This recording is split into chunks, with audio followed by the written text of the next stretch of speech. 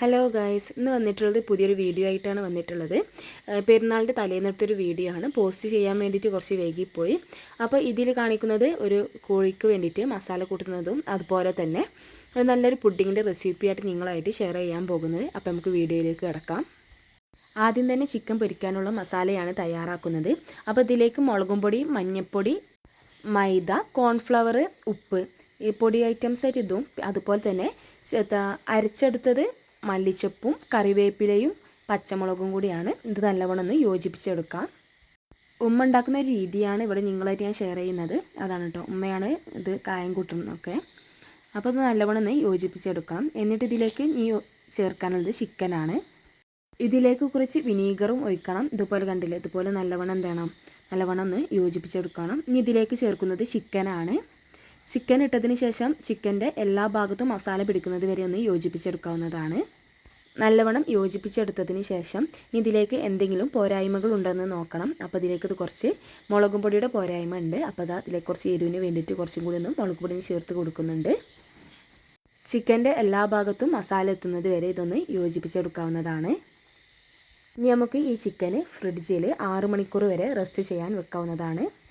അടുത്തതായി ഉണ്ടാക്കുന്നത് carrot pudding ആണ്. വേവിച്ച് വെച്ച ക്യാരറ്റ് നല്ലവണ്ണം തണുത്തതിന് ശേഷം ഒരു മിക്സിയുടെ ജാറിലേക്ക് ഇട്ട് കൊടുക്കാവുന്നതാണ്. ഇതിലേക്ക് ഇനി ഒരു 1/4 കപ്പ് പാലും കൂടി ഇതിലേക്ക് ഒഴിച്ചു കൊടുക്കുന്നുണ്ട്. ഇത് നല്ല കട്ടകളില്ലാത്ത രൂപത്തിൽ, നല്ല പേസ്റ്റ് രൂപത്തിൽ ഇത് അരച്ചെടുക്കാവുന്നതാണ്. വേവിച്ച് വെച്ച ക്യാരറ്റ് നല്ല പേസ്റ്റ് രൂപത്തിൽ നമ്മളിവിടെ അരച്ച് വെച്ചിട്ടുണ്ട്. ഇനി നമുക്ക് സൈഡിലേക്ക് മാറ്റി വെക്കാവുന്നതാണ്. ഇനി പുഡിങ്ങിന് വേണ്ടി തയ്യാറാക്കുന്നത് 3/4 പാക്കറ്റ് പാലാണ് ഇവിടെ എടുത്തിട്ടുള്ളത്. പാൽ ഇനി നമുക്ക് ചൂടാക്കാൻ വെക്കാവുന്നതാണ്. പാല് തിളച്ച് പോകാൻ പാടില്ല. പാല് ചൂടാക്കുമ്പോഴത്തിന് വേണ്ടി നമുക്ക് പുഡിങ്ങിന് വേണ്ടിയിട്ട് ചൈന ഗ്രാസ് ഒന്ന് റെഡിയാക്കി എടുക്കാവുന്നതാണ്. 10 ഗ്രാമിൻ്റെ പാക്കറ്റ് ചൈന ഗ്രാസാണ് ഇവിടെ എടുത്തിട്ടുള്ളത്. ഇതൊരു സോസ് പാനിലേക്ക് ഇട്ട് കൊടുക്കാവുന്നതാണ്. ഇതിലേക്ക് ഇനി കുറച്ച് വെള്ളം ഒഴിച്ചിട്ട് ഇതൊന്ന് ഉരുക്കിയെടുക്കാവുന്നതാണ്. ചൈന ഗ്രാസ് ഇതാ ഇവിടെ റെഡിയായി വന്നിട്ടുണ്ട്. നല്ലവണ്ണം ഉരുകി വന്നിട്ടുണ്ട്. ഇനി നമുക്ക് ചൈന ഗ്രാസ് നേരത്തെ തന്നെ ഉരുക്കി വെക്കരുത്, കാരണം കട്ടായി പോകാൻ സാധ്യതയുണ്ട്. ഇനി പാല് ചൂടായി വരുമ്പോൾ എന്ത് ചെയ്യാം, ഇതിലേക്ക് നമുക്ക് നേരത്തെ അരച്ചു വെച്ച ക്യാരറ്റില്ലേ അതൊന്ന് ഇതിലേക്ക് ഇട്ട് കൊടുക്കാവുന്നതാണ്. ഇനി നമുക്ക് നല്ല രീതിയിലൊന്ന് നല്ലവണ്ണം ഒന്ന് മിക്സ് ചെയ്തെടുക്കാവുന്നതാണ്. ഈ മിക്സ് ഒന്ന് ചൂടായി വരുമ്പോൾ നമുക്ക് ഇതിലേക്ക് എന്ത് ചെയ്യുക, പഞ്ചസാര ഇട്ട് കൊടുക്കാവുന്നതാണ്. മധുരത്തിന് ആവശ്യമായ പഞ്ചസാരയാണ് ഇട്ട് കൊടുക്കുന്നത്. ഇനി നമുക്ക് ഇതിലോട്ട് മിൽക്ക് മെയ്ഡ് ചേർത്ത് കൊടുക്കുന്നുണ്ട്. മിൽക്ക് മെയ്ഡ് ചേർത്ത് ഒന്നും കൂടി പുഡിങ്ങിന് ടേസ്റ്റ് കൂടുന്നതാണ്. ഇതിലേക്ക് നമ്മൾ പഞ്ചസാര ചേർത്ത് കൊടുത്തത് കൊണ്ട് അധികം മിൽക്ക് മെയ്ഡ് ഒഴിക്കേണ്ടതില്ല. ആവശ്യത്തിന് മാത്രം ഒഴിച്ചാൽ മതി. മിൽക്ക് മെയ്ഡ് ചേർത്ത് ഒന്നും കൂടി പുഡിങ്ങിന് ടേസ്റ്റ് കൂടുന്നതാണ്. ഇത് നല്ലവണ്ണം ഒന്ന് യോജിപ്പിച്ചെടുക്കാവുന്നതാണ്.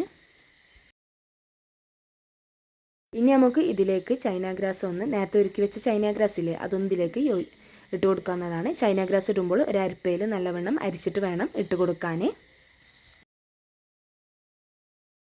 ഇനി നമുക്കത് ഇതൊന്ന് എല്ലായിടത്തും എത്തുന്നത് വരെ ഒന്ന് യോജിപ്പിച്ചെടുക്കാവുന്നതാണ്. ചൈന ഗ്രാസും നേരത്തെ നമ്മൾ ക്യാരറ്റ് പാലിൽ ഒഴിച്ചില്ലേ അതും കൂടി ഒന്ന് യോജിപ്പിച്ചെടുക്കാവുന്നതാണ്.